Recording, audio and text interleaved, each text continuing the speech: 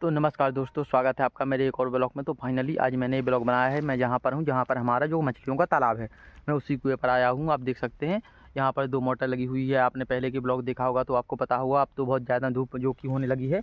पहले ठंड में हम लोग ब्लॉग बनाते थे तो क्या होता था कि उस टाइम पर ज़्यादा कोहरा और जो कि छाँव ज़्यादा रहती थी, बादल रहते थे और ठंडक का मौसम रहता था। लेकिन अब जनवरी को जो महीना शुरू हुआ है, जब से थोड़ा बहुत अब धूप रहने लगी है। दोपहर के टाइम पर सुबह शाम तो ठंड रहती है, लेकिन जो कि दोपहर के टाइम पर धूप रहती है।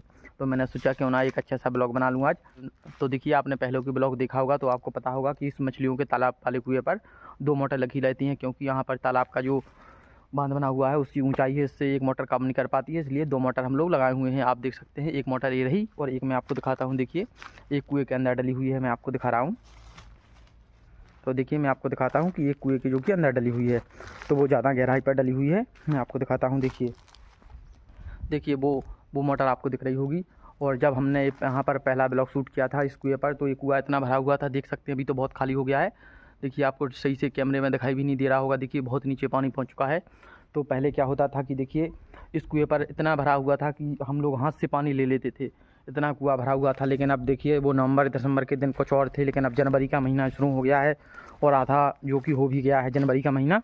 तो काफ़ी टाइम हो गया है, 2 से ढाई महीने हो गए हैं हमें ब्लॉग बनाते हुए। अब कुओं में पानी रहता था, लेकिन इस टाइम पर कुएं में अब पानी नहीं रहता है, क्योंकि देखिए खाली होने का समय आ गया है।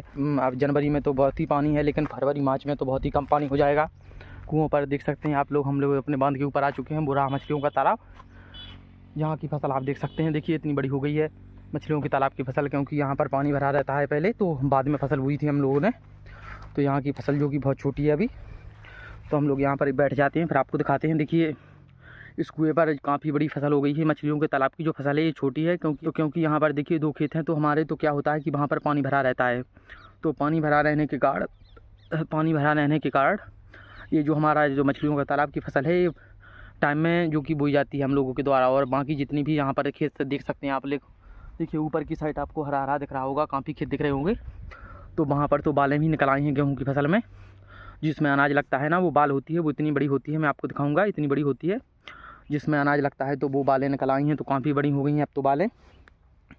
और देखिए, बेरी की भी हमारे लोग, जो देखिए आप बेरी, आपके पेड़ दिख रहे होंगे बेरी के, जो कि इनमें भी जो कि बेर लगने शुरू हो गए हैं। लग तो पहले गए थे, लेकिन अब पकना शुरू होंगे धीरे धीरे। जैसे ही जनवरी का महीना ख़त्म होगा तो फरवरी मार्च में ये बेर पक जाते हैं, तो हम लोग इसे भी खाते हैं। कुएँ पर रहते हैं तो काफ़ी कुछ बदल गया है जब से। देखिए, जब मैंने ब्लॉग बनाते थे हम लोग दिसंबर में, नवंबर में, लेकिन अब जो जनवरी का महीना है तो काफ़ी जो कि देखिए आप, काफ़ी धूप निकली हुई है। आप देख सकते हैं कुएँ पर दोपहर का टाइम है, अभी 1 से 2 बज रहे हैं, तो काफ़ी धूप निकली हुई है इस टाइम पर।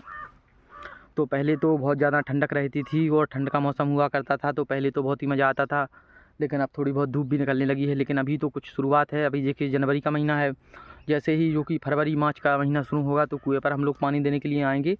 तो फिर तो ऐसा है कि दिन, सुबह शाम दोपहर, जब देखो जब धूप ही रहती है 24 घंटे, जो कि 12 घंटे धूप ही धूप रहती है। फिर तो दिन के टाइम में धूप ही धूप आपको देखने को मिलेगी जब मार्च का महीना शुरू होगा और पानी कुओं में बहुत कम हो जाएगा।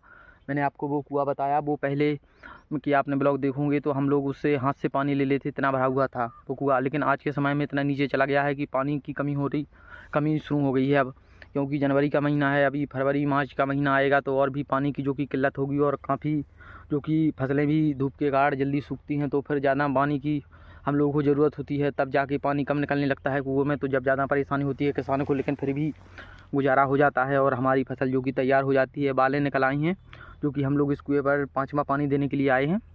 तो 5वां पानी लगना जो कि शुरू हो गया है इस कुएँ पर। तो अभी 2 पानी और लगेंगे, 5वां पानी होने के बाद 2 पानी और देंगे, तो 7 पानी में जो कि हमारी गेहूँ की फसल पककर और तैयार हो जाती है और रेडी हो जाती है। तो मैं आपको दिखाऊंगा, जब मैं खेत में जाऊँगा तो आपको दिखाऊंगा कि बालें कितनी बड़ी हो चुकी हैं। और बालें भी हम लोगों की जो कि खेत में निकल आई हैं, तो कितनी बड़ी हो चुकी हैं बालें, जो कि अब दिखाई देने लगी हैं, क्योंकि खेत में देखिए बालें निकलना शुरू हो गई हैं। हम लोगों की मेहनत जो कि रंग ला रही है, और जहाँ काफ़ी अच्छा लगता है हम लोगों को जब खेत में हमारी बालें निकलती हैं गेहूँ की फसल में, तो काफ़ी अच्छा लगता है। क्योंकि हम लोगों को फिर देखिए, जब 5वां पानी देने के बाद बालें पूरी तरह से निकल आएंगी, पूरी बड़ी हो जाएंगी, फिर जैसे ही हम लोग 6वां पानी देंगे तो 6वें पानी में जो कि उसमें गेहूँ आना शुरू हो जाएगा, और 7वें पानी में गेहूँ बड़ा भी हो जाएगा और पककर तैयार हो जाएगा।